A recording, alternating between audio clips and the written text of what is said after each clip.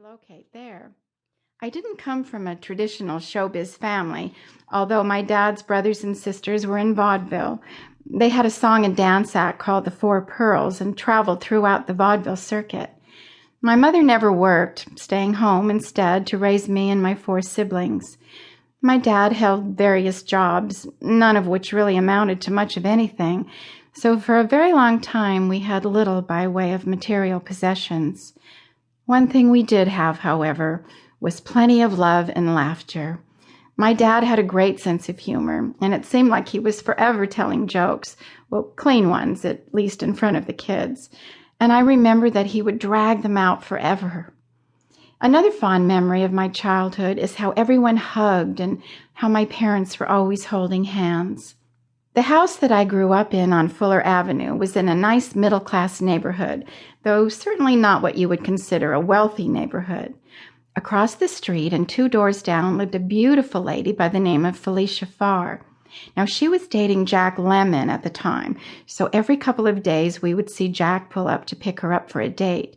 All the neighbors would strain their necks to get a glimpse of him because, now don't forget, this wasn't Beverly Hills or anything even remotely close to an affluent neighborhood. Jack and Felicia married in 1962 and were still together when Jack died 39 years later in 2001. Jack Lemmon was truly one of the greatest actors of all time and one of my personal favorites, though I never had the opportunity to work with him. Now, my house was smack dab between Sunset Boulevard and Hollywood Boulevard. If you were to go up 2 blocks and over 1 block, you would find where the Nelsons lived. Yep, those Nelsons. Ozzie, Harriet, David, and Ricky. Now, it was odd how by just crossing over Hollywood Boulevard, the neighborhood changed drastically from average homes to big, beautiful mansions such as theirs.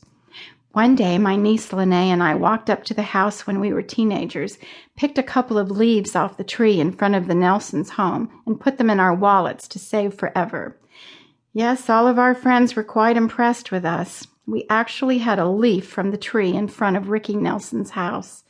We were the envy of all of our friends, and we were quite proud of ourselves for coming up with such an ingenious idea. Only we had eBay back then. We could have made a fortune. My sisters, brothers, and I were blessed with a lot of friends, and they always wanted to come to our house to play because my mother always insisted on feeding everybody. She loved to make pancakes, and the coffee pot was always on. Well, I started drinking coffee at 16 and have been addicted to it ever since. My mother never seemed to mind sharing whatever food we had. In fact, one of her favorite sayings was, "Well, we may have to split a bean, but you're welcome to it." And she meant it. Speaking of food, I shudder when I think of what we ate. I don't recall ever eating salads, fresh fruits, or vegetables.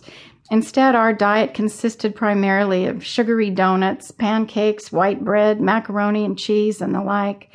We were brought up to eat everything on our plates because of the starving children in other countries.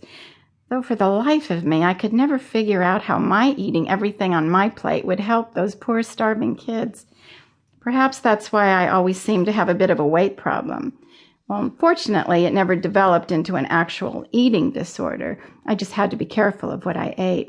I never met a dessert that I didn't like, and I like to tease that I have an hourglass figure with 45 minutes at the bottom.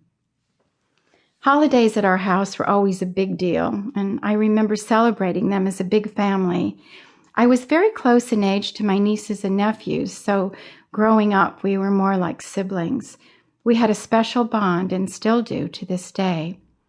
On Easter, we would always get new clothes and shoes, as well as an Easter basket that was always hidden by the Easter bunny. Even though our family didn't have much money, somehow the adults managed to see that we had that tradition, along with a nice meal at our house. Of course, my nieces, nephews, and I went along with pretending that we believed in the Easter bunny far longer than we should have. We seemed to rationalize that we didn't want to take away the fun our parents had hiding our Easter baskets. Well, that and the fact that we loved all that candy. Thanksgiving was also a special time with its own rich traditions. My mother would typically make the turkey, and then everyone would pitch in with all the trimmings. Growing up, one sister and one brother were already married, so we would switch off as to which house we would go to.